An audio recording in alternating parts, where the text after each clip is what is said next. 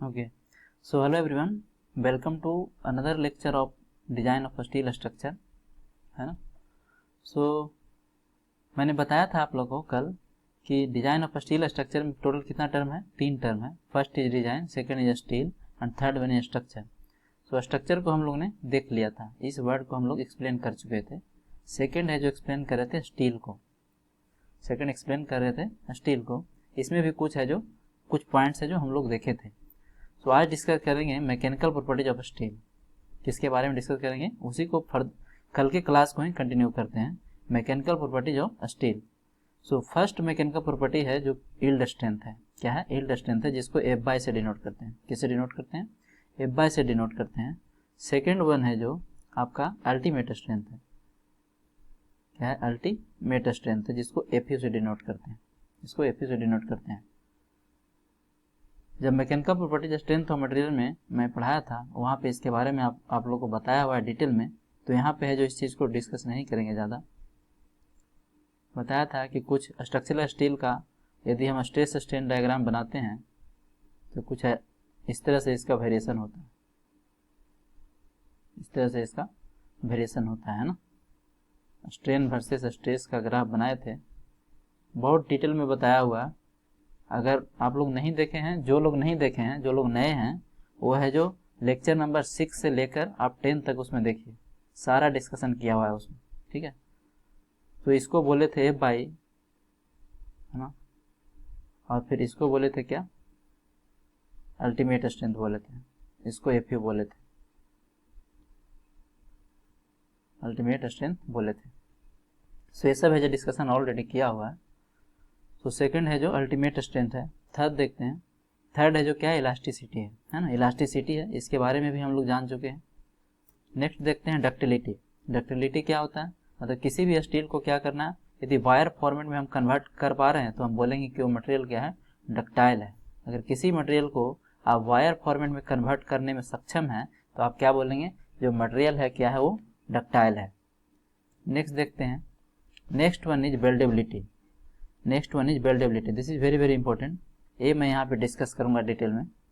सो बेल्डेबिलिटी है ना, कल इसके बारे में थोड़ा बताया भी था आप लोगों को, बेल्डेबिलिटी के बारे में। तो यहाँ पे देख लेते हैं क्या होता है बेल्डेबिलिटी।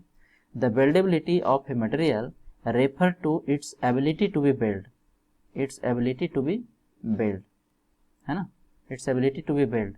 मतलब बेल्डेबिलिटी मटेरियल की उस प्रॉपर्टी को बताता है जिससे हमें ये पता चलता है कि कोई मटेरियल है जो इजिली, कोई किसी भी मटेरियल में इजिली बेल्डिंग कर सकते हैं या नहीं कर सकते हैं, है ना।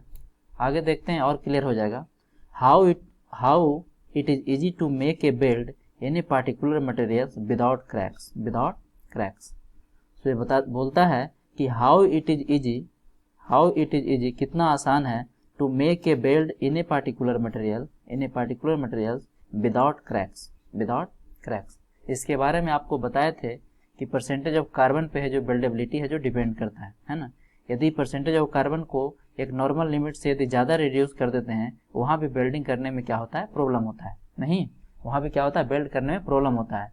जो इसका एग्जाम्पल दिए थे आपको रूफ कवरिंग, है ना, रूफ कवरिंग का एग्जाम्पल दिए थे कि वो इतना थीन होता है कि जो इलेक्ट्रोड का टेम्परेचर होता है, बेल्डिंग इलेक्ट्रोड का जो टेम्परेचर होता है उसको रजिस्ट ही नहीं कर पाता, है ना। सो बेल्डिंग होने से पहले ही क्या होता है, मेटल ही है जो गल जाता है ना, वो मेल्ट होकर क्या हो जाता है, लिक्विड बन जाता है। तो उस केस में भी क्या होता है, बेल्डिंग सही से नहीं कर पाते हैं। दूसरी बात बताया था कि यदि परसेंटेज ऑफ कार्बन बहुत ज़्यादा बढ़ा दें, उससे क्या हो जाएगा, उससे मटेरियल है जो इतना टफ हो जाएगा कि उसको हम मेल्ट ही नहीं कर पाएंगे, है ना, उसको हम मेल्ट ही करने में सक्षम नहीं हो पाएंगे।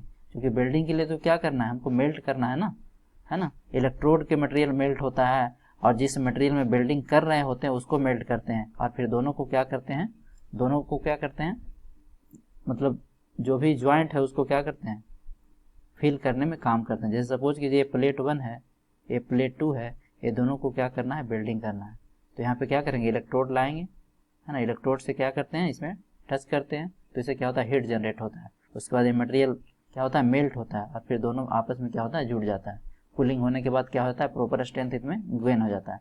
विशेष रूप से जब इसको बेल्डिंग पढ़ाएंगे तो वहाँ पे डिस्कस करेंगे कनेक्शन पार्ट में, जब यूनिट 2 में, है ना।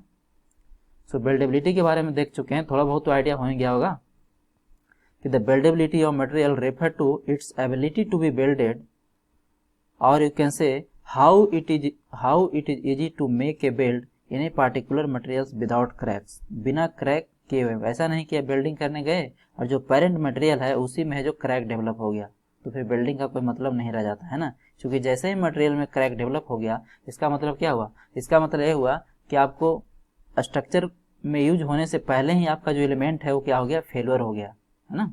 तो इसका एग्जैक्ट मीनिंग ये है। आगे नेक्स्ट मैकेनिकल प्रॉपर्टीज है आपका टफनेस, ये भी है जो देख चुके हैं, क्या है, टफनेस है ना। सो टफनेस क्या होता है, मैं वहाँ पर भी बताया था कि it is the amount of energy that can be absorb by the material before rupturing. यहाँ पे जो फेलियर पॉइंट है, यहाँ से पहले तक जो भी एक कर्व है ना, इसका क्या बताता है, एरिया को रिप्रेजेंट करता है। क्या रिप्रेजेंट करता है, इस एरिया को रिप्रेजेंट करता है ना। मैं इसमें बताया था आपको, दो ग्राफ बनाया था, एक है जो बनाया था हाई कार्बन स्टील का बनाया था। हाई कार्बन स्टील का कुछ इस तरह से ग्राफ वेरी करता है। फिर माइल्ड स्टील का बनाया था, तो माइल्ड स्टील का कुछ इस तरह से वेरी कर रहा था, है ना।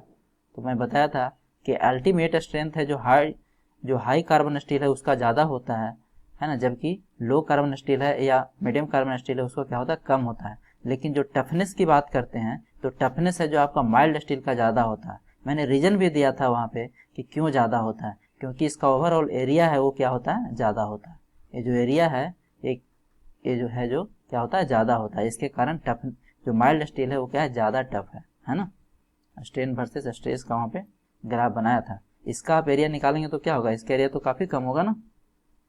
जो लोग नहीं देखें उसके लिए थोड़ा मैं बता दूं, अगर ये हाई कार्बन स्टील है, HCS हाई कार्बन स्टील है, ये लो कार्बन स्टील है, ठीक है। अगर इसका एरिया निकालेंगे तो क्या होगा, यहाँ पे जाके सपोज करो फेल हो गया, तो ये तो इतना ही एरिया होगा, है ना, इतना ही एरिया होगा इसमें। तो एरिया क्या होता है, कम होता है ना। सो हाई कार्बन स्टील है जो क्या है, लेस टफ है। आगे देखते हैं, the amount of energy that can be observe by the material before rupturing. एक तो इसका क्या है, डेफिनेशन है, आपका टफनेस का डेफिनेशन है। Next one is corrosion. Next क्या है, प्रॉपर्टीज ऑफ मैकेनिकल, जो मैकेनिकल प्रॉपर्टीज है नेक्स्ट है वो है आपका कोरोजन रेजिस्टेंस। अब देखिए इस कोरोजन रेजिस्टेंस में कोरोजन क्या होता है इसको देखेंगे। कोरोजन रेजिस्टेंस तो समझ में आता है ना। तो कोरोजन क्या होता है, डैमेज काउज्ड बाय ऑक्सीडेशन और chemical reaction. Damage caused bye oxidation और केमिकल रिएक्शन, इसी को क्या बोलते हैं, कोरोजन बोलते हैं, है ना। जैसे कि कोई भी आयरन को आप फ्रीली है जो एयर में छोड़ देते हैं तो उसमें उसका क्या होता है, रस्टिंग होने लगता है ना, रस्टिंग होने लगता है। लेकिन यदि उसका आप पेंट कर दें और उस पर पेंट किसी प्रकार का यदि आप उस पर कर देते हैं तो क्या होता है, उसका कोरोजन रेजिस्टेंस जो है जो बढ़ जाता है। कोरोजन रेजिस्टेंस उसका वैल्यू क्या हो जाएगा, इंक्रीज कर जाता है उस केस में, है कि नहीं। सो ये सब तो था आपका मैकेनिकल प्रॉपर्टीज ऑफ स्टील। तो एग्जाम में आपका यदि आप कॉलेज गोइंग स्टूडेंट हैं तो वहाँ पे आपको क्या करेगा, ये लिखने के लिए आएगा मैकेनिकल प्रॉपर्टीज ऑफ मटेरियल को। तो टोटल हमने यहाँ पे 1 2 3 4 5 6 7 total 7 mechanical properties of material को मैंने डिस्कस किया है ना। यदि सिर्फ नाम लिखने आता है तो सिर्फ आपको एक प्रॉपर्टीज का नाम लिख देना है, और यदि एक्सप्लेन करने आता है तो एक्सप्लेन कर सकते हैं इसको, ठीक है। सो आगे प्रोसीड करते हैं, factor affecting the mechanical properties of steel. Factor affecting the mechanical properties of steel. अब देखिए जो भी अभी मैकेनिकल प्रॉपर्टीज आपने पढ़ा है अभी तक, टोटल 7 मैकेनिकल प्रॉपर्टी हम लोग ने अभी देखा है। अब हम लोग डिस्कस करेंगे किस बात पे डिपेंड करता है ना, एक कौन कौन सा ऐसा फैक्टर है जिस पे डिपेंड करता है उसको हम देखेंगे। So factor affecting the mechanical properties of steel. First factor आपका है केमिकल कंपोजिशन, है ना, है कि नहीं। ये तो कल है जो देखे थे कि परसेंटेज ऑफ कार्बन को बढ़ाने और घटाने से क्या इसका इफेक्ट हो रहा था स्ट्रेंथ पे, है ना। सो फर्स्ट है जो आपका क्या है, केमिकल कंपोजिशन पे डिपेंड करेगा। मतलब जो आपका स्टील है उसमें कौन कौन केमिकल्स है, निकल कितना है, क्रोमियम कितना है, प्योर आयरन कितना है, परसेंटेज ऑफ कार्बन कितना है, इन चीज़ों पे डिपेंड करेगा। सेकेंड वन है जो रोलिंग मेथड है। सेकेंड क्या है, रोलिंग मेथड है। अब रोलिंग मेथड में दो आता है, एक आता है हॉट रोल मेथड और सेकेंड आता है कोल्ड रोल मेथड, है ना। अभी हॉट रोल्ड मेथड किसको बोलते हैं, कोल्ड रोल मेथड किसको बोलते हैं, ये है जो यहाँ पे मैं प्रॉपर वे में समझा देता हूँ आप लोग को। रोलिंग में सबसे पहले देखेंगे कि रोलिंग मेथड होता क्या है ना। तो देखिए कहता है रोलिंग क्या होता है। ये जो रोलिंग है एग्जैक्ट इसका मीनिंग क्या है, कहता है it is the metal forming process. ये क्या है, रोलिंग किसको बोलेंगे, it is the metal forming process. Metal forming क्या है, प्रोसेस है ना। मेटल फॉर्मिंग क्या है, प्रोसेस है।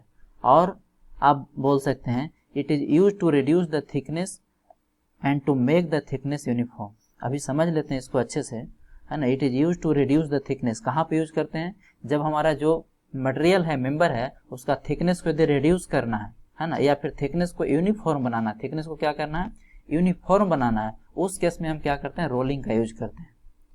वहाँ पे हम क्या करेंगे, रोलिंग का यूज करते हैं। अभी हम आपको एक चीज़ दिखाते हैं, वहाँ से है जो आपको बहुत क्लियर हो जाएगा ये चीज़, है ना। सो अब देखिए यहाँ पे ध्यान से क्या हो रहा है, ध्यान से इसको देखना है।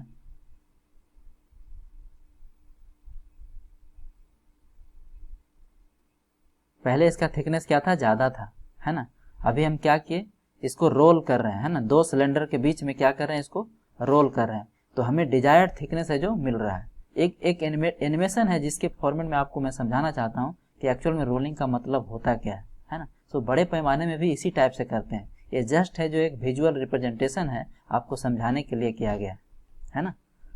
सो यहाँ पे देखिए जो भी थिकनेस है, जितना भी आपको थिकनेस चाहिए, उस रेशियो में हम क्या करते हैं, इसका जो प्रेशर है वो फिक्स करते हैं, ठीक है। और यदि मेनली इसका यूज क्या है, थिकनेस को रिड्यूस करने में ये यूज होता है ना। तो इसको आप ध्यान से देखिए कैसे होता है रोलिंग। तो वही मैंने यहाँ पे लिखा था, it is the metal forming process है। क्या है, मेटल फॉर्म करने का एक प्रोसेस है। दूसरा मैंने लिखा कि थिकनेस को रिड्यूस करने में काम आता है, थिकनेस को यूनिफॉर्म बनाने में काम आता है। इससे है जो कुछ हद तक आपको काफ़ी क्लियर हो गया होगा, है ना। सो आगे बढ़ते हैं। अब इसको मैं पॉज कर देता हूँ। अब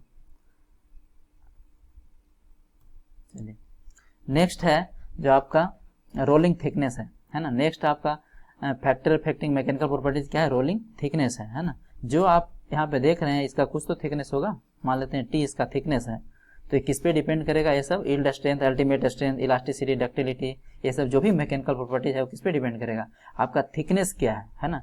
थिकनेस है जो मटेरियल का कितना आपने थिकनेस रखा है, उस बात पे भी ये डिपेंड करेगा। सो रोलिंग थिकनेस हो गया। उसके बाद हीट ट्रीटमेंट, है ना।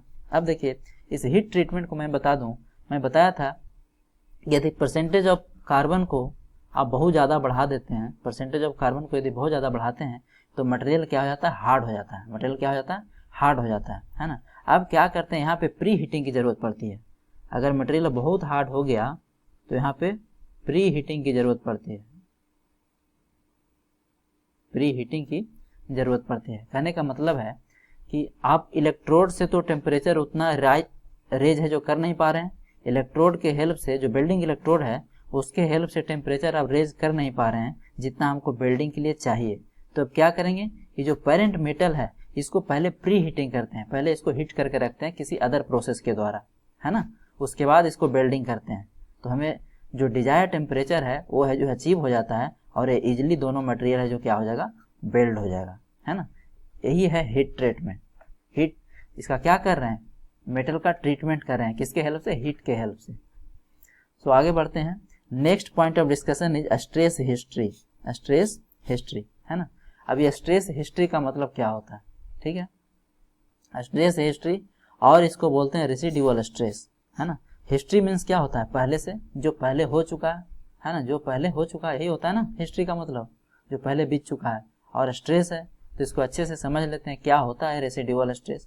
बेसिकली स्ट्रेस हिस्ट्री का मतलब है रेसिडुअल स्ट्रेस। अभी रेसिडुअल स्ट्रेस क्या होता है ये समझ लीजिए। रेसिडुअल स्ट्रेन के बारे में आप लोग पढ़ चुके हैं, है ना। कहाँ पे पढ़े हैं, वही मैकेनिकल प्रॉपर्टीज में बताया था, मैं बताया था। कुछ याद करने का कोशिश कीजिए कि पहले क्या करते हैं, मटेरियल को अगर विद इन इलास्टिक लिमिट तक इसको लोडिंग किया गया है, विद इन इलास्टिक लिमिट तक यदि लोडिंग किया गया है, तो ये क्या होगा, वापिस है जो सेम पाथ को फॉलो कर लेगा, और स्ट्रेन का वैल्यू क्या हो जाता है, जीरो हो जाता है, जीरो हो जाता है ना। यदि elastic with in elastic limit तक आप है जो इसको लोडिंग किए हैं तब। लेकिन यदि इलास्टिक लिमिट से ज़्यादा यदि लोडिंग कर दी है, इसको इलास्टिक लिमिट से, सपोज कीजिए ई है जो इलास्टिक लिमिट है, इसको यहाँ से यदि फर्दर है जो लोडिंग कर देते हैं तो पूरी तरह से रिकवर नहीं कर पाता, ये पूरी तरह से रिकवर नहीं कर पाता है ना, ये कुछ इस तरह से रिकवरी होता है। तो इतना स्ट्रेन क्या हो जाता है, इसमें स्टोर हो जाता है। इसी को बोला था मैं रेसिड्यूअल स्ट्रेन, रेसिड्यूअल स्ट्रेन बोला था इसको बोला था रेसिड्यूअल स्ट्रेन। जो वो लेक्चर अटेंड किया होगा उसको ये बात क्लियर हो गया होगा, है ना। तो इलास्टिक लिमिट के बाद यदि आप लोडिंग करते हैं मटेरियल्स को तो क्या होता है, परमानेंटली वो रिकवरी नहीं कर पाता, उसमें कुछ न कुछ है जो स्ट्रेन है जो क्या हो जाता है, स्टोर हो जाता है, जिसको बोलते थे रेसिड्यूअल स्ट्रेन। लेकिन यहाँ पर तो क्या है, रेसिड्यूअल स्ट्रेस है। तो इसका मीनिंग क्या हुआ, एक्चुअल मीनिंग क्या हुआ, है ना। इसका एक्चुअल मीनिंग है the stress present in the material, the stress present in the material in the absence of any external load, in the absence of any external load, है ना। अब देखिए प्रैक्टिकली फील्ड में आप कहाँ पे देखेंगे इसको, रियल इंजीनियरिंग फील्ड में ये कहाँ पे एग्जिस्ट होगा, तो उसको मैं बता देता हूँ।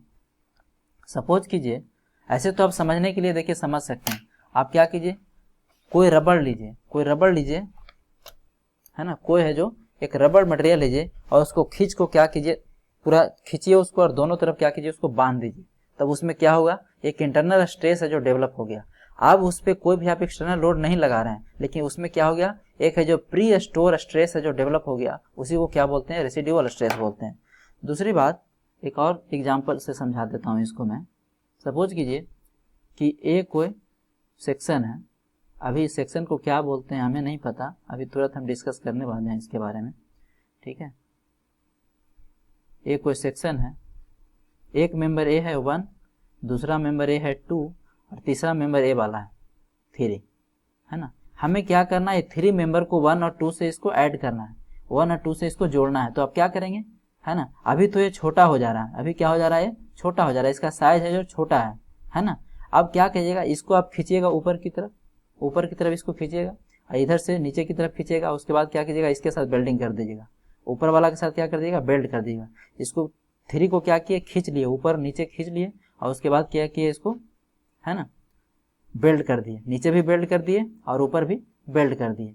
अब क्या हो गया, जब इसको आप स्ट्रेच कर रहे हैं, जब जो 3 मेंबर है इसको जब स्ट्रेच कर रहे हैं, उस समय इसमें क्या हो जा रहा है, एक स्ट्रेस है जो जनरेट हो जा रहा है। उसके बाद आपने क्या किया, इसको बेल्डिंग कर दिया, है ना। उसके बाद इसको क्या कर दिया, बेल्डिंग कर दिया। अब कोई एक्सटर्नल लोड आप नहीं लगा रहे हैं, अब कोई भी एक्सटर्नल लोड आप नहीं लगा रहे हैं, लेकिन चूंकि आप पहले इसको क्या किए थे, स्ट्रेच किए थे, उसके कारण ये ओवर होल लाइफ क्या हो गया, स्ट्रेस में चला गया, होल लाइफ है क्या चला गया, स्ट्रेस में चला गया, है ना। तो इसी को बोलते हैं रेसिड्यूअल स्ट्रेस, है ना, इसी को बोलते हैं रेसिड्यूअल स्ट्रेस। आगे देखेंगे इसको यूज होगा, ठीक है। तो कभी कभी क्या होता है कि रेसिड्यूअल स्ट्रेस होता है जो लॉस का कारण बन जाता है, लेकिन कभी कभी क्या होता है, आपका बेनिफिट का भी कारण बन जाता है ना। हमारे रियल लाइफ में भी ऐसा होता है ना, कभी कभी हम स्ट्रेस लेते हैं तो मतलब कुछ अच्छा हो जाता है ना। कभी कभी क्या होता है कि बिना कारण स्ट्रेस लेते रहते हैं, है ना। सो आगे बढ़ते हैं। सो ये तो था आपको अभी तक है जो सेकंड पार्ट डील कर रहे थे स्टील के बारे में, है ना। अब थर्ड पॉइंट ऑफ डिस्कशन है जो आपका क्या है, थर्ड है जो डिस्कशन है डिजाइन, है ना। पहला हम लोगों ने देखा स्ट्रक्चर, सेकंड हमने देखा स्टील के बारे में, और थर्ड है जो एक रह गया डिजाइन के बारे में, है ना। रात एक लड़का ने मुझे कॉल किया, स्टूडेंट ने बोला कि सर डिजाइन के बारे में नहीं बताया, है ना। सो उसको ऐसा लग रहा था कि एक ही लेक्चर में सारा पढ़ लें, है ना। ऐसा नहीं होता ना, थोड़ा सा पेशेंस रखना है आपको, एक भी चीज़ आपको छोड़ा नहीं जाएगा, पूरा प्रॉपर वे में डिस्कस किया जाएगा, है ना। सो थोड़ा सा पेशेंस तो चाहिए ना, जो लर्निंग प्रोसेस है काफ़ी स्लो प्रोसेस है, इसीलिए थोड़ा सा पेशेंस रखिए आप लोग। सो डिजाइन, अब डिजाइन का एक्चुअल मीनिंग क्या है ना। जब डिजाइन वर्ड हम बोलते हैं तो उसका एक्चुअल मीनिंग है क्या, उससे हम क्या समझते हैं, है ना। सो उसका एक्चुअल मीनिंग देखिए क्या है, कहता है कि to select the suitable section, to select the suitable section and finding their appropriate dimension, finding their appropriate dimension. जब हम आगे डिजाइन करेंगे, आगे देखेंगे tension member, compression member, beam, जब ये सब सेपरेट यूनिट आएगा आपका, तो वहाँ पे हम देखेंगे कि हम कर क्या रहे हैं डिजाइन में, है ना। ये जो स्टेटमेंट लिखा हुआ है इसी को हम जस्टिफाई करने की कोशिश करेंगे, वहाँ पे क्या करेंगे, जस्टिफाई करने की कोशिश करेंगे, है ना। मतलब जब डिजाइन करने बोलेगा किसी मेंबर का, तो हम उसका क्या कर रहे होंगे, सबसे पहले हम सुटेबल सेक्शन फाइंड करेंगे। सुटेबल सेक्शन का मतलब क्या है, इस सेक्शन का यहाँ पे क्या मतलब है, अभी इसको हम डिस्कस करेंगे। यहीं से आपका क्या है जो सिलेबस है जो स्टार्ट होता है एक्चुअल में, है ना।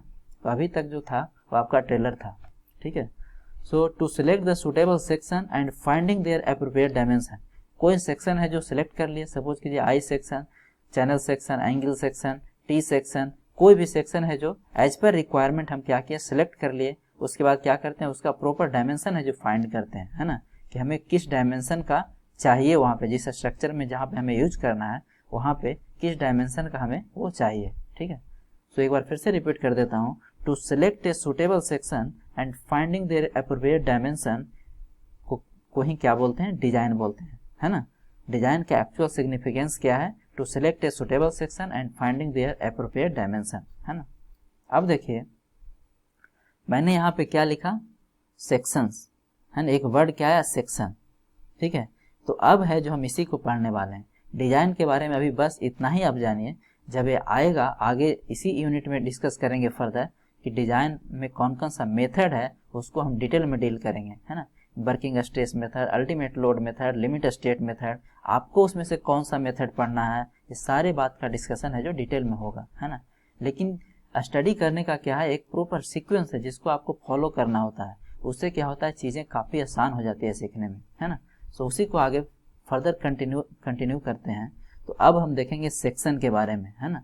सो पढ़ेंगे अब टाइप ऑफ सेक्शन, कौन कौन सा सेक्शन है जो आप स्टील स्ट्रक्चर में यूज करेंगे, और आपका सिलेबस में है जो यहीं से स्टार्ट होता है। आपका सिलेबस यदि ध्यान से आप देखेंगे, जो इंट्रोडक्शन वीडियो मैंने VCS पे अपलोड कर रखा है ना, उस वीडियो को आप देखिए एक बार जाके, उसमें भी बहुत सी मैंने बताया है ना। सो VCS में जाइए और वहाँ पे आपको सर्च बॉक्स में जाना है, सबसे पहले सेमेस्टर आप सेलेक्ट कर लीजिएगा, उसके बाद सर्च बॉक्स में आप मेरा नाम डाल दीजिएगा राजीव कुमार, है ना, मेरा नाम उसमें डाल दीजिएगा राजीव कुमार। उसके बाद डिजाइन ऑफ स्टील स्ट्रक्चर में सिलेक्ट करना है इंट्रोडक्शन वीडियो, तो वहाँ से आप उसको देख सकते हैं। सो अब हम डिस्कस करेंगे टाइप ऑफ सेक्शन, कौन कौन सा सेक्शन है जिसको आप स्टील स्ट्रक्चर में यूज करने वाले हैं, है ना। सो सबसे पहला सेक्शन है जो आई सेक्शन है। सबसे पहला सेक्शन क्या है, आई सेक्शन है। आई सेक्शन है, नाम से ही पता चल रहा है, मतलब इसका कैसा होगा, इसका सिर्फ आई लेटर की तरह होगा। कैसा होगा, अभी इसको डिटेल में नहीं देख रहे हैं, अभी पहले नाम आप जान लीजिए कैसा होगा, ये आई लेटर की तरह होगा। नेक्स्ट है जो चैनल सेक्शन है, क्या है, चैनल सेक्शन है, ठीक है। तो चैनल सेक्शन कैसा होगा, सी टाइप का होगा, ABCD का जो अल्फाबेट होता है वो सी टाइप का होगा, है ना।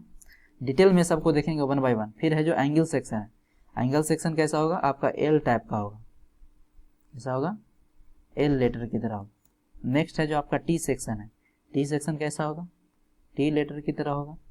नेक्स्ट देखिए सर्कुलर सेक्शन है, एक कैसा होगा, अभी एक कैसा होगा, जनरली हॉलो सेक्शन यूज करते हैं। कैसा यूज करते हैं, हॉलो सर्कुलर सेक्शन है जो यूज करते हैं कुछ इस तरह से, ठीक है। माई drawing is not good too much, है ना, तो आप लोग अच्छे से बनाइएगा। आगे देखते हैं बॉक्स सेक्शन, ठीक है। बॉक्स सेक्शन कैसा होगा, कुछ ऐसा होगा। देखेंगे सबको डिटेल में कहाँ पे कौन सा सेक्शन यूज करते हैं और क्यों यूज करते हैं, रीजन के साथ है जो पढ़ेंगे बॉक्स सेक्शन, ठीक है। अब देखिए इसको डिस्कशन करने से पहले आप लोग का दिमाग में क्वेश्चन आना चाहिए कि सर ये जो सेक्शन का सिलेक्शन कर रहे हैं, सेक्शन का सिलेक्शन कर रहे हैं वो किस बेसिस पे कर रहे हैं, किस कंडीशन पे कर रहे हैं, ये मुझे बताइए, है ना। यही क्वेश्चन करेंगे ना आप अपने आप से, है ना, किस कंडीशन पे ये सब सेक्शन है जिसका आप क्या किए हैं, डिस्कशन करने वाले हैं या फिर सिलेक्शन करने वाले हैं। कुछ तो कंडीशन होगा जिसके बेसिस पे इसको सिलेक्ट किया गया होगा, है ना। सो वही कंडीशन को डिस्कस करेंगे, condition for selection of sections, condition for selection of section. So देखते हैं फर्स्ट कंडीशन क्या है। आपका फर्स्ट कंडीशन बोलता है कि weight must be minimum as much as possible. जो भी सेक्शन आप सिलेक्शन कर रहे हैं, चाहे वो आई सेक्शन हो या चैनल सेक्शन हो या एंगल सेक्शन हो, जो भी सेक्शन हो, लेकिन वेट क्या होना चाहिए, मिनिमम होना चाहिए। एक इंजीनियर का सबसे जो टारगेट होना चाहिए क्या होना चाहिए, ऐसे सेक्शन को चूज करे ताकि वेट उसका क्या हो सके, मिनिमम हो, सेल्फ वेट। वेट कहने का मतलब क्या है, सेल्फ वेट, है ना। वेट मस्ट बी मिनिमम, है ना। क्यों, ऐसा क्यों बोल रहे हैं, सपोज कीजिए अब हाई राइज बिल्डिंग है जो बनाते हैं, है ना, 10 फ्लोर या 20 फ्लोर या 30 फ्लोर का बिल्डिंग आप बनाते हैं, ठीक है, या फिर आप ब्रिज का कंस्ट्रक्शन करते हैं, है ना, या फिर टावर का कंस्ट्रक्शन करते हैं। अगर बहुत ज़्यादा हेवी सेक्शन आप सिलेक्ट कर लेते हैं तो उसका सेल्फ वेट ही इतना हो जाएगा कि जिसके कारण वो क्या कर जाएगा, फेल कर जाएगा, है ना। सेल्फ वेट के कारण ही वो क्या कर जाएगा, फेल कर जाएगा। इसीलिए हमें क्या ध्यान रखना होता है, हमें ध्यान रखना होता है कि weight should be minimum. Weight क्या होना चाहिए, जितना मिनिमम हो सके उतना हम चूज करेंगे, है ना। So weight must be minimum as much as possible, पहला आपका क्राइटेरिया यही है। दूसरा है कि selection is based on net area, है ना। क्या क्या किस किस बेसिस पे सिलेक्शन करते हैं, नेट एरिया के बेसिस पे करते हैं और सेक्शन मॉडुलस बेसिस पे करते हैं। दो ही है जो क्या है तरीका है, एक है नेट एरिया, दूसरा है जो सेक्शन मॉडुलस है। अभी नेट एरिया कहाँ पे यूज करेंगे, नेट एरिया यूज करेंगे टेंशन मेंबर में, जो आपका थर्ड यूनिट है ना। टेंशन मेंबर जब हम पढ़ेंगे ये सब डिटेल में आएगा, अभी नाम याद रख लीजिए कि टेंशन मेंबर भी कोई नाम होता है, ठीक है, बस इतना ही आप ध्यान रखिए। टेंशन मेंबर जब वहाँ पे डिस्कस करेंगे तब देखेंगे कि नेट एरिया का वहाँ पे कैसे यूज कर रहे हैं। सेकंड है जो आपका सेक्शन मॉडुलस का यूज करेंगे, है ना। सेक्शन मॉडुलस का यूज करेंगे, क्या होता है, जेड बराबर BD²/6 पढ़े थे रेक्टेंगल के लिए, है ना, पढ़े होंगे आप लोग BD²/6, है ना। अगर नहीं पढ़े हैं तो इसको स्ट्रेंथ ऑफ मटेरियल में है जो हम डिस्कस कर लेंगे वहाँ पे, है ना। सेंटर ऑफ ग्रेविटी और मोमेंट ऑफ इनर्शिया, दो चीज़ हमें डील करना है स्टील स्ट्रक्चर को पढ़ने के लिए। तो स्ट्रेंथ ऑफ मटेरियल को बहुत यूज होने वाला है यहाँ पे, ठीक है। सो सेक्शन मॉडुलस कहाँ पे यूज करेंगे, फ्लेक्चर मेंबर जब डील कर रहे होंगे। फ्लेक्चर मतलब फ्लेक्चर मेंबर में क्या आता है, बीम आता है। कौन सा आता है, बीम आता है। तो ये भी आपका सेपरेट यूनिट है, यूनिट 5 या यूनिट 6 है ना। वहाँ पे है जो देखेंगे कि सेक्शन मॉडुलस का यूज करते हैं। तो ये तो था आपका कंडीशन कि किस कंडीशन पे है जो हम डिजाइन करते हैं, है ना। एक ग्रॉस एरिया भी होता है, एक क्या होता है, ग्रॉस एरिया भी होता है, उसका भी देखेंगे क्या यूज है ना। जो है जो कंप्रेशन मेंबर में इसको देखेंगे जब कॉलम वगैरह का डिजाइन करेंगे, है ना।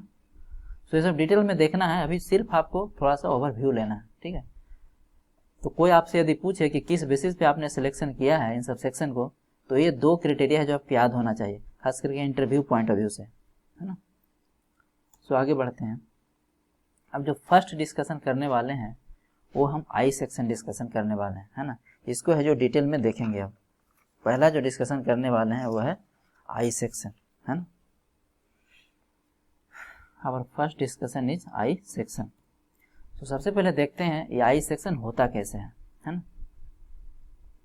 सो आई सेक्शन मैंने पहले ही बताया कि क्या होगा, अल्फ़ाबेट का आई अल्फ़ाबेट की तरह होगा। कैसा होगा, ये आई की तरह होगा, है ना। अब देखते हैं इसमें कौन कौन सा पार्ट होगा इसका, उसको क्या क्या बोलेंगे।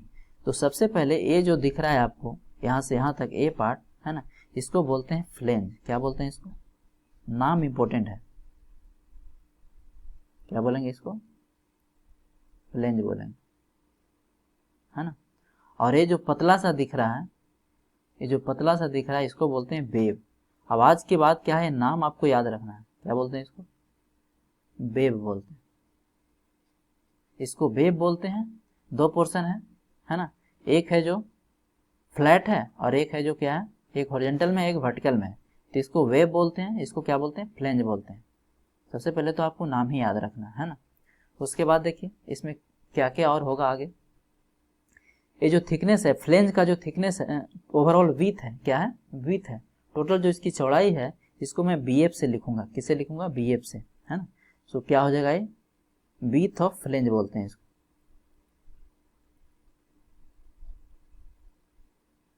विड्थ ऑफ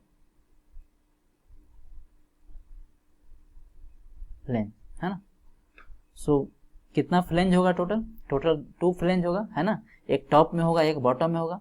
तो आई सेक्शन में टोटल कितना फ्लेंज हुआ, 2 फ्लेंज हुआ, है ना। एक टॉप में हुआ और एक बॉटम में हुआ, है ना। अब देखिए आगे देखते हैं क्या होता है। इसका भी कुछ थिकनेस होगा, इसका भी क्या होगा, ये जो फ्लेंज है इसका क्या होगा, कुछ थिकनेस होगा। उसको TF से डिनोट करें, किसे डिनोट करें, TF से डिनोट करें। तो TF क्या हो गया, यहाँ पे लिख देता हूँ, TF हो गया थिकनेस ऑफ फ्लेंज।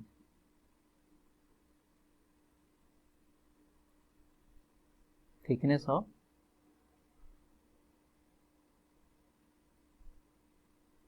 फ्लेंज। और मैंने एक यहाँ पे डिस्कस किया BF, है ना, BF। VF क्या होगा, विड्थ ऑफ फ्लेंज,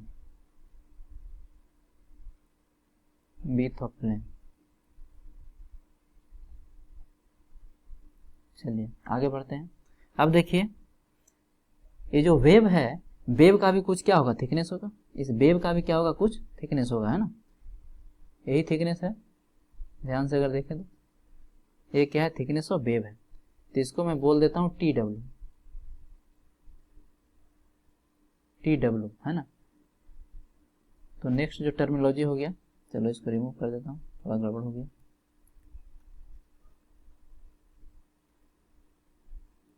ठीक है, नेक्स्ट है जो आपका क्या है, टी डब्ल्यू, थिकनेस ऑफ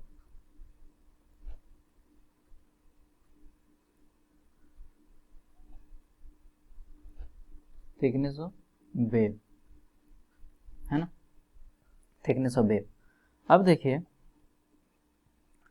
यहाँ पे अगर ध्यान से देखा जाए तो ये जो पार्ट है यहाँ पे, ध्यान से यहाँ पे देखो, ये जो पार्ट है ये क्या है, सर्कुलर होता है, ऐसा होता है, एक आर्क की तरह है, एक ऐसा एक आर्क की तरह है, यहाँ भी है इधर भी है,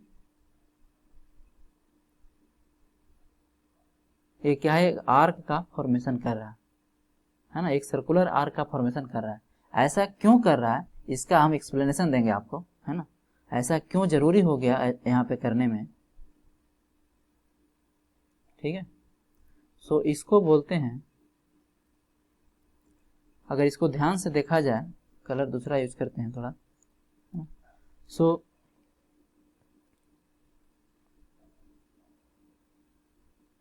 इसको ध्यान से देखें तो ये चूंकि ये सर्कुलर आर्क है तो इसका क्या होगा, कुछ रेडियस होगा, इसका क्या होगा, कुछ रेडियस होगा, है ना।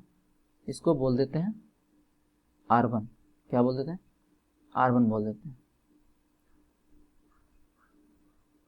क्या बोल देते हैं, इसको R1 बोल देते हैं, है ना।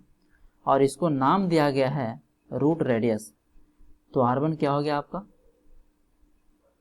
Root radius, root radius, root radius इसको बोला जाता है ना। ठीक है, अब देखिए सो R1 को बोल दिया रूट रेडियस, है ना। यहाँ पे देखिए एक जो इसका ओवरऑल क्या है, डेप्थ है, ओवरऑल डेप्थ है, ये क्या है, इसको मैं स्मॉल डी से ना रिप्रेजेंट करके चलो कैपिटल से रिप्रेजेंट कर देता हूँ, है ना, ताकि कंफ्यूजन नहीं हो। ओवरऑल डेप्थ को मैं जो फ्लेंज टू फ्लेंज, कहाँ से, फ्लेंज का टॉप पोर्शन से फ्लेंज का बॉटम पोर्शन तक, इसको बोल देते हैं ओवरऑल डेप्थ। ये क्या है, ओवरऑल डेप्थ है, ओवरऑल डेप्थ है, इसको कैपिटल डी से डिनोट करते हैं, है ना, कैपिटल डी से भी डिनोट करते हैं। और कभी कभी है जो किसी बुक में आपको एच भी लिख देगा तो आपको डरना नहीं है ना। अब देखिए यहाँ पर भी रूट रेडियस होगा, यहाँ पर भी क्या होगा, रूट रेडियस होगा, इस तरह से कुछ, यहाँ पर भी रूट रेडियस होगा। तो जहाँ पे ये सर्कुलर आर्क कंप्लीट हो रहा है, एंड हो रहा है, यहाँ पे, यहाँ अगर नीचे देखें तो यहाँ पे एंड हो रहा है, और ऊपर देखें तो यहाँ पे एंड हो रहा है। तो ये जो पोर्शन है, ये जो पोर्शन आपका बच गया, ये जो पोर्शन बच गया है ना, इसकी जो डेप्थ होती है, इसको बोलते हैं डेप्थ ऑफ वेव। क्या बोलते हैं इसको, डेप्थ ऑफ वेव, इसको बोलते हैं डेप्थ ऑफ वेव, DW, क्या बोल देंगे इसको, डेप्थ ऑफ वेव, है ना। जहाँ पे रूट, ये जो सर्कुलर आर्क है जहाँ पे एंड हो रहा है ना, नीचे भी एंड हो रहा है और ऊपर भी एंड हो रहा है, तो उसके बाद जो एरिया स्टार्ट हो रहा है, जो पोर्शन स्टार्ट हो रहा है, उसी को बोला गया DW, that is depth of wave. DW क्या है, DW को बोला मैंने डेप्थ ऑफ वेव। ये सब टर्मिनोलॉजी बहुत इंपॉर्टेंट है।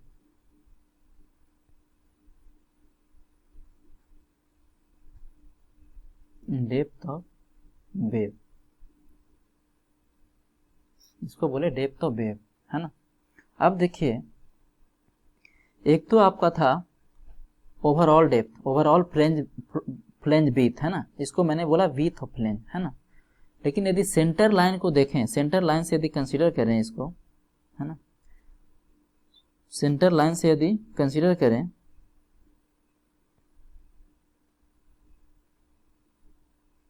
सेंटर लाइन से यदि कंसीडर करें तो ये जो पोर्शन है क्या है, ओवरहैंग है, क्या है, ओवरहैंग पोर्शन है।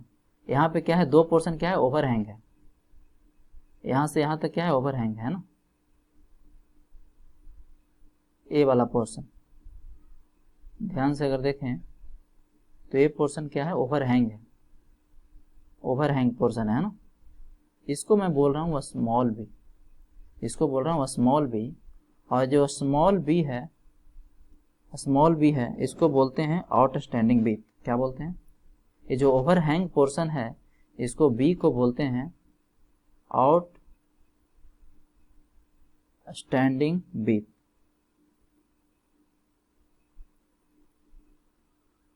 आउटस्टैंडिंग बी,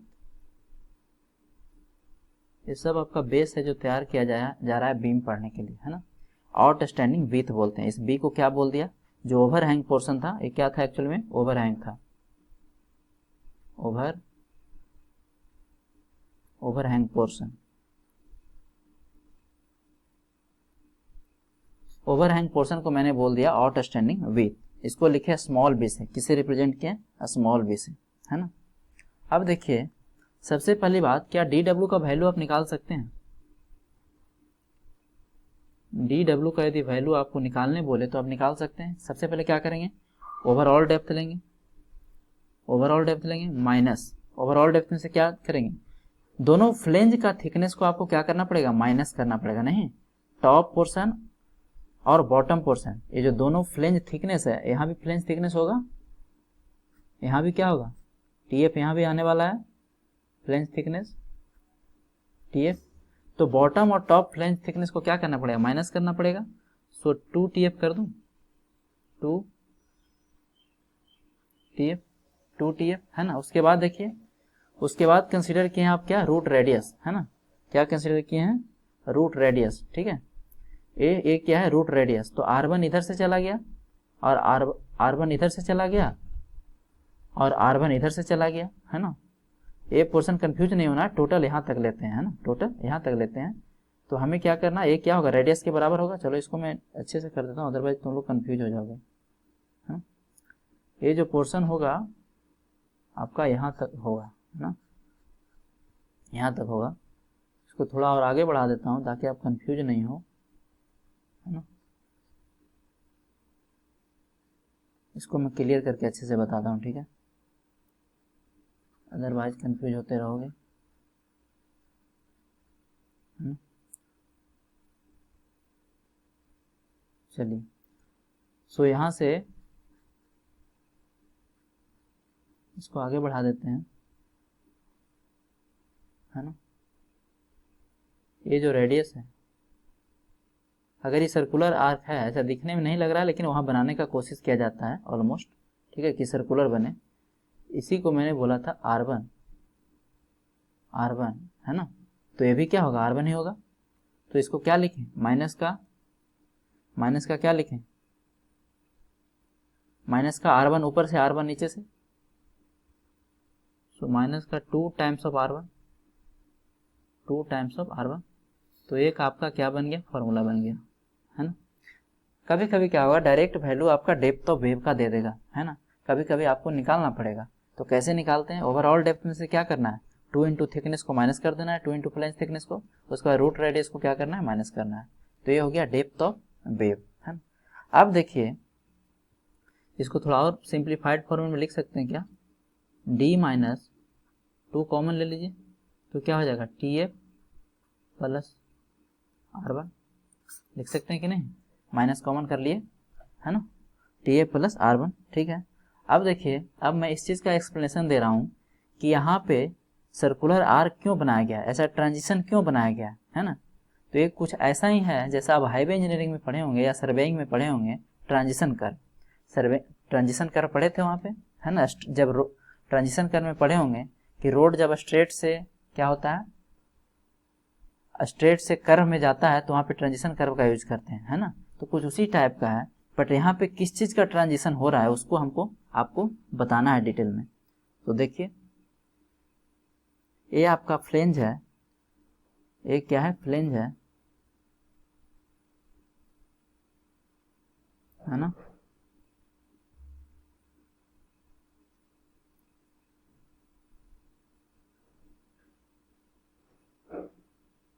ये फ्लेंज है, ठीक है। अब देखिए, यहाँ पे मान लेते हैं कि यहाँ तक आपका रूट रेडियस है, यहाँ तक आपका क्या है, रूट रेडियस है, इसके बाद एक कंटिन्यूअस है, आगे काम हमें काम का है नहीं, ठीक है। काफ़ी अच्छे से समझना है इसको, क्यों सर्कुलर बनाते हैं यहाँ पे। इसको 1-1 नाम दे देता हूँ, है ना, इस पोर्शन को 1-1 नाम देता हूँ। उसके बाद ये जहाँ से ट्रांजिशन स्टार्ट हुआ है इसको 2-2 नाम देता हूँ, इसको 2-2 देता हूँ, और उसके बाद 3-3 देता हूँ, है ना, उसके बाद है जो 3-3 देता हूँ। चलो इसको मैं 3-3 देता हूँ, इसके बाद इसको मैं 3-3 देता हूँ, और लास्ट में है जो जहाँ पे एंड हो रहा है, जिसके बाद यूनिफॉर्म हो जा रहा है, इसको मैं बोल देता हूँ 4-4। इसके बाद क्या बोलता हूँ 4-4, है ना। अब एक बात बताइए कि जब हम लोडिंग करेंगे तो क्या होगा, स्ट्रेस का डेवलपमेंट होगा। जब आप एक्सटर्नल लोड लगाएंगे तो स्ट्रेस का डेवलपमेंट होगा। क्या होता है, सिग्मा पी अपॉन एरिया होता है। बहुत ध्यान से सुनना है, पी अपॉन एरिया होता है कि नहीं, ठीक है। अब देखिए पी अपॉन एरिया होता है ना, और एरिया क्या होता है, बी इंटू थिकनेस आप करेंगे। एरिया निकालने के लिए क्या करेंगे आप, B F into T F करेंगे, है ना, मतलब बीथ इंटू थिकनेस क्या देता है, एरिया देता है, ठीक है। अब देखिए स्टार्टिंग में तो विथ क्या है, बहुत ज़्यादा है। 1-1 सेक्शन पे यदि कंसीडर करें, 1-1 सेक्शन पे यदि कंसीडर करें, मतलब 1-1 पे यदि स्ट्रेस निकालेंगे तो क्या है, विथ बहुत ज़्यादा है, और जब विथ बहुत ज़्यादा है तो एरिया तो बहुत ज़्यादा होगा। जब एरिया ज़्यादा होगा तो स्ट्रेस क्या होगा, कम होगा, क्योंकि इन्वर्सली प्रोपोर्शनल है। स्ट्रेस एरिया का क्या है, इन्वर्सली प्रोपोर्शनल है। इसका मतलब ये हुआ कि 1-1 पे तो क्या होगा, स्ट्रेस कम होगा, 1-1 पे स्ट्रेस कम होगा, ठीक है। सो व्हाट अबाउट 2-2, 2-2 पे क्या होगा, 2 पे जैसे ही आएंगे इसका थिकनेस थोड़ा सा विथ है जो कम जाएगा, थोड़ा सा विथ कमेगा तो क्या होगा, स्ट्रेस का वैल्यू क्या होगा, बढ़ेगा, है ना। विथ कमेगा तो एरिया का वैल्यू कमेगा, और जब एरिया का वैल्यू कमेगा तो स्ट्रेस का वैल्यू क्या होगा, बढ़ेगा। तो 2-2 पे क्या होगा, स्ट्रेस का वैल्यू बढ़ रहा है। 3-3 पे देखते हैं तो फिर से विथ इसका रिड्यूस हो रहा है, 3-3 पे फिर से विथ रिड्यूस हो रहा है ना। ये थोड़ा सा अंदर की बात है लेकिन आपको समझना चाहिए। 3-3 पे विथ है जो फिर से रिड्यूस हो रहा है, तो यहाँ पे क्या हो रहा है, फिर से स्ट्रेस और बढ़ जाएगा, फिर से यहाँ पे स्ट्रेस और बढ़ जाएगा, है ना। उसके बाद 4-4 पे देखा जाए तो और घट गया, लेकिन इसके बाद क्या यूनिफॉर्म हो गया। 4-4 पे विथ है जो, मतलब यहाँ पे विथ ऑफ वेव के बराबर हो गया, विथ ऑफ वेव के बराबर हो गया, है ना। सो 4-4 पे क्या हो गया, विथ और घट गया, लेकिन इसके बाद अब ये यूनिफॉर्म हो गया, चूंकि थिकनेस अब क्या हो गया, इसका विथ क्या हो गया, यूनिफॉर्म हो गया, है ना, यूनिफॉर्म हो गया, थिकनेस ऑफ वेव जिसको आप बोल रहे हैं। तो यहाँ पे स्ट्रेस क्या हो जाएगा, और बढ़ जाएगा, बट इसके बाद क्या हो जाएगा, कांस्टेंट हो जाएगा, इसके बाद क्या हो जाएगा, कांस्टेंट हो जाएगा, है ना। अब देखिए यदि हम ये सर्कुलर नहीं बनाते, अगर सपोज कीजिए आप ऐसा बनाते, आप यदि ऐसा बनाते, है ना, मतलब तीक्ष्ण बोले तो, है ना, मतलब यहाँ पे क्या है, तीक्ष्ण मोड़ है ना, मतलब सडन है जो क्या किए हैं, सडन विथ को रिड्यूस कर दिया, सडन विथ को क्या कर दिया आपने, रिड्यूस कर दिया। यहाँ पे इसको बोलते हैं स्ट्रेस कंसेंट्रेशन, है ना, मतलब सडन यदि एरिया को रिड्यूस कर दिया जाए तो स्ट्रेस क्या होगा, अचानक बहुत ज़्यादा बढ़ जाएगा, स्ट्रेस क्या होगा, बहुत ज़्यादा बढ़ जाएगा। उस केस में क्या हो जाएगा, स्ट्रेस बढ़ने के कारण वहाँ पे फेलुअर के चांसेस बढ़ जाएगा, वहाँ पे क्या होगा, फेलुअर के चांसेस बढ़ जाएगा। अब ये स्ट्रेस कंसेंट्रेशन क्या होता है, इसको भी बहुत अच्छे तरीका से मैंने मैकेनिक्स और मटेरियल में बता रखा है, वहाँ पर जाके आप देख सकते हैं, ठीक है। सो इसीलिए क्या हुआ कि यहाँ पे सर्कुलर कर्व है जो यूज किया गया है ना, ऑलमोस्ट है जो आर्क का यूज किया गया है, ठीक है। सो इस तरह से क्या हो रहा है, हमारा स्ट्रेस तो बढ़ रहा है लेकिन ग्रेजुअली बढ़ रहा है, धीरे धीरे बढ़ रहा है ना, धीरे धीरे बढ़ रहा है। यही कारण है कि रूट रेडियस है जो पिक्चर में आया है ना। So this is the only reason why root radius come into the picture, है ना। सो ये तो था इसका एक्सप्लेनेशन आपका डिटेल में। सो इसका अब कंक्लूड कर लेते हैं, लिख लेते हैं इसको, है। अब देखिए आप बताएंगे, चलो इसको मैं यहाँ पे देख लेता हूँ, बहुत चीज लिख दिया हूँ यहाँ पे। एक्चुअल में फील्ड में आई सेक्शन दिखता कैसा है आपको, है ना, अभी तक तो ठीक है ऑन पेपर ये बनाए, लेकिन एक्चुअल में फील्ड में कैसा दिखता है, तो फील्ड में कुछ ऐसा दिखता है। इसका मैं क्रॉस सेक्शन बनाया हूँ, यहाँ पे देखिए रूट रेडियस बनाया क्या, ये क्या है, ए वाला पोर्शन, यदि ध्यान से देखें तो इसी का मैं डिस्कशन कर रहा था, है ना। ठीक है। ये भी पोर्शन आजकल सलंट आता है, ऐसा नहीं आता है, यहाँ भी क्या होता है थोड़ा सा थिकनेस है जो रिड्यूस कर देते हैं, है ना। सो एक्चुअल है जो आपका फील्ड में कुछ ऐसा दिखेगा, ये लेंथ है ना, ये क्या है, इसको वेब बोले थे, इसको क्या बोले, वेब बोले इस पोर्शन को, इसको फ्लेंज बोले, है ना। तो एक्चुअल फील्ड में आपको ऐसा दिखेगा, ऐसा नहीं है कि आप लोगों ने नहीं दिखा होगा, कहीं यदि कंस्ट्रक्शन हो रहा होगा ब्रिजेज का, है ना, तो वहाँ पे आप एक चीज़ है जो इजीली देखे होंगे, है ना। अगर नहीं देखे हैं तो कहीं कंस्ट्रक्शन एरिया पे यदि काम हो रहा है तो वहाँ पे आप देखने की कोशिश कीजिए, है ना, थोड़ा सा विजुअलाइजेशन पावर आप बढ़ाइए। आगे देखते हैं, क्या अभी पढ़े रूट रेडियस के बारे में, तो उसका कंक्लूजन लिख लेते हैं रूट रेडियस के बारे में। What is the purpose, main purpose क्या है आपका रूट रेडियस का, है ना। तो मैं लिख देता हूँ पर्पस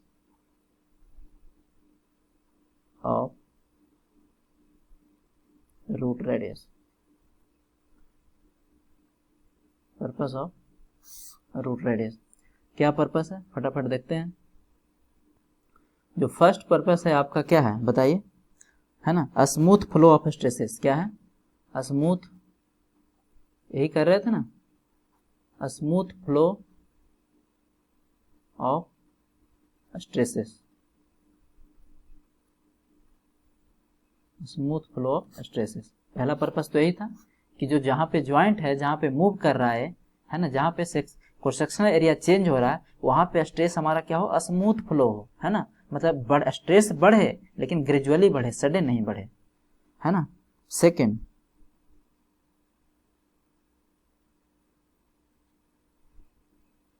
बस एक ही है, एक ही रीजन है इसका, मेन रीजन क्या है, एक ही है आपका, है ना, मेन रीजन क्या है, एक ही है ना। आगे जब बीम का डिजाइन करेंगे वहाँ पे जो इसको डिटेल में देख लेंगे इस चीज़ को, ठीक है। सो ये तो था आज की क्लास के बारे में, है ना। आशा करते हैं आपको अच्छे से समझ में आया होगा, है ना। सो यदि समझ में चीज़ें आती है, लेकिन देखो अपने तरीका से तो भरपूर कोशिश किया जाता है ना, कि अंदर की बातों को आपको बताया जाए और जितना ज़्यादा डाउट हो सकता है वो सबको क्लियर किया जाए। लेकिन फिर भी इसके बावजूद यदि आपको डाउट रहता है तो आप कमेंट सेक्शन में लिख सकते हैं, मैं उसके लिए अलग से टाइम निकाल कर इसको क्लियर करने का कोशिश करूँगा। तो ठीक है, ये तो था आज के बारे में, कल है जो डिस्कस करेंगे फर्दर, है ना। So once again thank you for watching.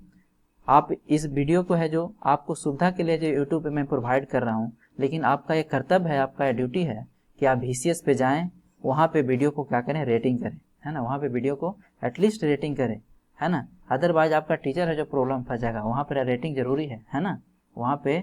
सो आप लोगों से क्या है, काइंडली रिक्वेस्ट है, आप वहाँ पे जाके इसको रेटिंग कीजिए। अदरवाइज हमें पहले VCS पे वीडियो डालना पड़ेगा, फिर यूट्यूब पे डालना पड़ेगा, है ना। यूट्यूब पे इसलिए डाला जा रहा है क्योंकि VCS पे आने में 24 आवर टाइम लग जा रहा है ना, इसीलिए यूट्यूब पे आपको डाल दिया जा रहा है ताकि आप जल्दी से जल्दी सिलेबस को आप कवर कर पाएँ। तो आपकी ड्यूटी है कि आप भी थोड़ा सा मुझे हेल्प करें, आप वहाँ जाके रेटिंग करें इसका, है ना। So once again thank you for watching, है ना, ऑल द बेस्ट, जय हिंद। अपने दोस्तों के साथ शेयर कीजिए वीडियो को यदि अच्छा लग रहा है तो, ठीक है। सो मिलते हैं नेक्स्ट क्लास में। So thank you.